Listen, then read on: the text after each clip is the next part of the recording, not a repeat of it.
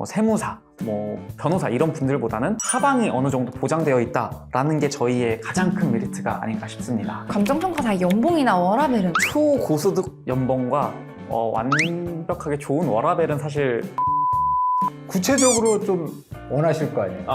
구체적으로 이제 어느 정도 평가사로서의 이름도 이제 명함도 좀 날렸다. 아. 내가 명함 좀 날렸고 평가도 좀 할 수 있다라는 게 이제 보통 5년 차인데 5년 차 기준으로 제가 보기에는 안녕하세요. 네, 저는 현재 감정평가사로 활동 중인 김원규 평가사라고 합니다. 10년 차 감정평가사 이성준 평가사라고 합니다. 반갑습니다.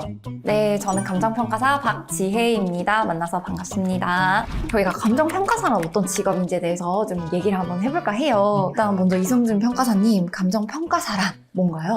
감정평가사란 저희가 접하게 되는 모든 물건, 사람 빼고 모든 물건에 대한 가치를 부여하고 물건의 가치를 산정해서 책임지는 사람을 감정평가사라고 생각하시면 될 것 같습니다. 그럼 이런 감정평가사가 되기 위해서 이제 시험을 쳐야 되는데요. 감정평가사 시험 어떤 건지 한번 설명해 주시겠어요? 일단 기본적으로 토익 700점 이상을 맞아야 응시할 자격이 있고요. 1차 과목에는 이제 5가지 과목이 있는데 민법, 경제학, 회계학, 감정평가 관계법규, 그리고 부동산학, 원론이 있습니다. 그리고 이제 2차로 이제 3과목이 있는데 이제 저희가 담당하고 있는 평가 실무, 평가 이론, 평가 법규가 있습니다. 이제 최근에 더 인기가 많아지고 있어요. 그래서 이제 감정평가사를 잘 아시는 분도 계시지만 보통 일반인들은 잘 모르셔가지고 저는 가끔 이런 오해도 받았어요. 진품 명품이냐 뭐 이런 거 그런 얘기도 들었고 제가 또 심리학과다 보니까 오늘은 슬프시군요, 뭐 오늘은 기쁘시군요, 뭐 이런 걸 해주는 감정평가사라고도 오해를 하더라고요. 그러면 이제 공인중개사랑 감정평가사는 좀 과목도 제가 살짝 겹치는 걸로 아는데 뭐 차이가 어떻게 되나요? 공인중개사 1차와 감정평가사의 1차가 이제 어느 정도 겹치는 부분들이 있어요. 2차도 겹치네요. 뭐 공인중개사의 공법, 부동산학 개론 이런 게 이제 뭐 감정평가사의 부동산학 원론, 감정평가 관계법규 이런 쪽과 겹치다 보니까 공인중개사를 합격하신 분들 혹은 이제 공인중개사를 준비하셨던 분들이 이제 감정평가사로 넘어오기도 합니다. 저도 사실은 중개 업무를 이제 사무소를 개설해 놓고 한 기간은 한 8년에서 10년 정도 되는데 뭐 여러분들이 재밌어 할 부분들은 연예인 유명한 연예인들의 건물들 좀 중개를 했었어요. 그래서 단위도 여러분들이 생각하는 그 억대가 이제 뭐 10억대가 아닌 그 위에 급 그리고 이제 프라임급 정도의 뭐 1000억대 이상짜리 뭐 이런 것들도 이제 한번 다뤄보긴 했었는데 뭐 그런 재미난 하지만 감정평가는 아무런 상관이 없다. 감정평가사의 전망과 근무 여건에 대해서 좀 한번 얘기를 나눠볼까 하는데요. 다른 전문 자격증에 비해서 감정평가사가 좀 메리트가 있는 자격증일까요? 국가에서 업무를 준다는 게 진짜 큰 메리트인 것 같아요. 시험에 합격만 하면 국가에서 주는 그런 업무다 보니까 어떻게 보면 최저 소득이 보장된단 말이죠. 뭐 세무사, 뭐 변호사 이런 분들보다는 하방이 어느 정도 보장되어 있다라는 게 저희의 가장 큰 메리트가 아닌가 싶습니다. 회계사랑 세무사 같은 경우에는 법령이 개정되는 부분들이 많다 보니까 진짜 엑셀 시트가 이만해요.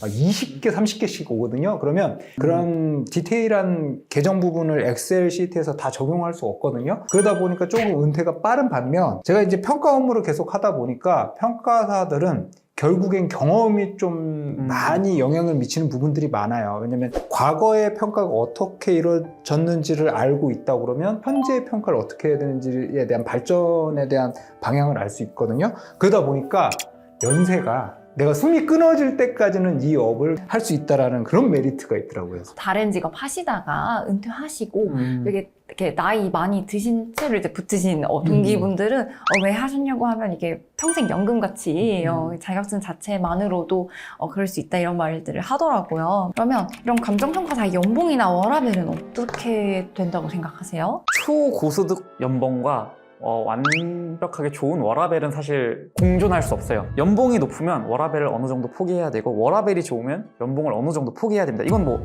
저는 어느 직종이나 똑같다고 생각해요. 저희도 똑같습니다. 일단 하방이 보장되다 보니까 워라밸을 챙기기가 다른 업종에 비해서는 조금 쉽다. 구체적으로 좀 원하실 거 아니에요.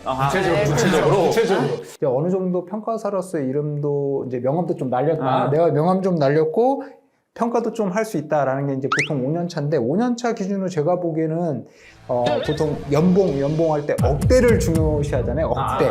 네. 그 억대에 들어갔을 때 내가 10시 출근, 6시 퇴근 가능하다. 그러니까 9 to 6가 아님에도 억대고 몇십 년 차도 아니고 5년 차에 벌써 억대고 네. 좋은 것 같네요. 자격증을 이제 취득한 후에는 어떤 식으로 진로를 갈 수 있는지 한번 얘기를 해볼까 하는데요.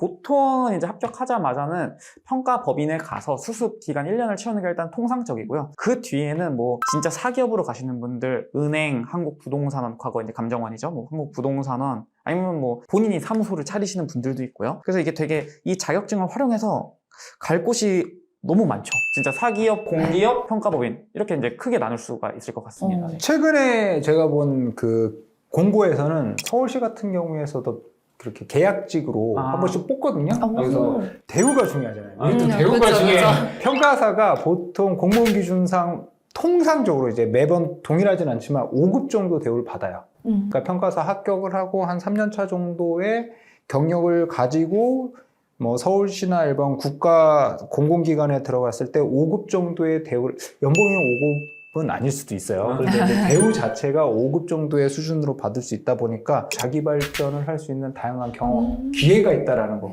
그 앞으로의 평가사의 전망은 어떻게 될까요? 지금 상당히 인기가 많아져서 많은 분들이 진입하고 계신데요.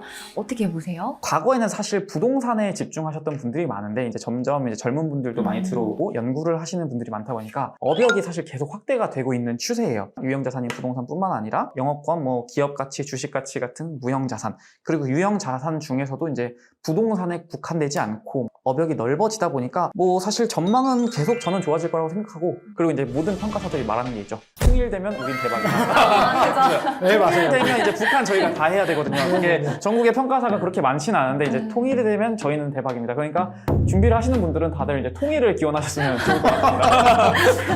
통일 기원합니다. 네, 통일이 되면 통일 좋죠. 바로 이제 평양으로 달려가야 됩니다. 아까 말씀해 주셨던 것처럼 부동산에 이렇게 한정되어 있지 않고 무형자산이든 기업가치든 다양한 좀 업무 영역이 확대됐다 보니까 앞으로의 전망은 저는 나쁘지는 않을 거라고 생각을 해요. 우리 개인적으로 있었던 그런 경험들을 한번 나눠볼까 하는데요. 뭐 어떤 재밌는 일 있으시면 한번 공유해 주시겠어요? 뭐 저 같은 경우에는 과거에 이제 보상 현장을 갔는데 거기 소유주님께서 이제 계속 돈을 이렇게 흔들면서 이거 5만 원 다발로 가져가라고. 그럼 이제 받을 수가 없잖아요. 저희는 그럼 이제 도망가야 된단 말이에요. 이게 그렇죠. 그냥 안 받아요 해도 계속 찔러주려고 그러고 막 저희 차에 던지려고 그러고 그런단 말이에요. 근데 계속 도망가야 되는데 저희가 또 평가를 해야 되잖아요. 평가를 하면 그 땅을 봐야 되는데 계속 쫓아오십니다. 그게 저는 솔직히 말해서 한 50m 도망가면 안 올 줄 알았어요. 근데 끊임없이 쫓아요. 이러면서 이거 가지가 총각. 그래서 계속 도망다니면서 평가를 했던 경험이 있습니다. 네. 돈은 근데 받으시면 안 돼요. 그렇죠. 네. 절대 안 돼요. 자격증 소중한 자격증입니다. 그렇죠, 그렇죠. 우리가 어떻게 받는데 그거 받으시면 안 됩니다. 이승준 평가사님도 뭐 어떤 거 재밌는 경험 있으실까요? 있으세요? 저는 사실은 굉장히 좀 많이 있고 뭐 슬픈 얘기도 많고 기쁜 얘기도 많은데 굳이 슬픈 얘기를 저희가 할 필요는 그쵸. 없잖아요. 네, 기쁜 얘기를 하면 섬에 들어가는 경우가 많아요. 그래서 연평도에 보통 들어가는 경우가 많았는데 연평도 한 4시간 걸리거든요. 배 타고 4시간 걸려요. 근데 얘는 문제가 뭐냐면 들어가면 그날 못 나와요. 절대 못 나와요. 왜냐면 배가 하루에 한 대밖에 없어요. 그러니까 나가서 물건을 보고 오면 이미 배는 떠나 있어요. 그래서 무조건 숙박을 해야 되는데 문제는 이제 비바람이 멈추지 않으니까 제가 4일 갇혀본 적이 있어요. 연평도에서. 여러분들이 제일 좋아하실 만한 거는 청담동에 있는 연예인 아파트. 연예인 아파트. 금액만 해도 약 70억 정도 됐었어요. 10년 전이었어요. 10년 전이었는데 70억 정도인데, 내가 이거 들어가기 전부터 요거는 심상치 않다. 요거는 심상치 않다. 연예인 같다 해서 갔었는데 아니나 다를까 이제 집에서 일을 봐주시는 분께서 문을 안 열어주세요. 문을 안 열어. 보통 경매 문 안 열어주시거든요. 그러면 이제 얘기를 했죠. 이제 10년의 노하우로 이제 기자들도 이렇게 올 수 있다라고 얘기를 하니까 이제 바로 이제 그때 연예인분한테 확인을 받고 들어가서 봤더니 이제 대문자 가게 딱 현관 바로 앞에 이제 연예인 사진이 있는 거예요. 그래서 너무 슬픈 일이에요. 슬픈 일이지만 개인적으로는 좀 특이해서 너무 재밌어서 이렇게 돌아다니고 나왔는데 아쉬운 건 다음날 바로 기사가 났더라고요.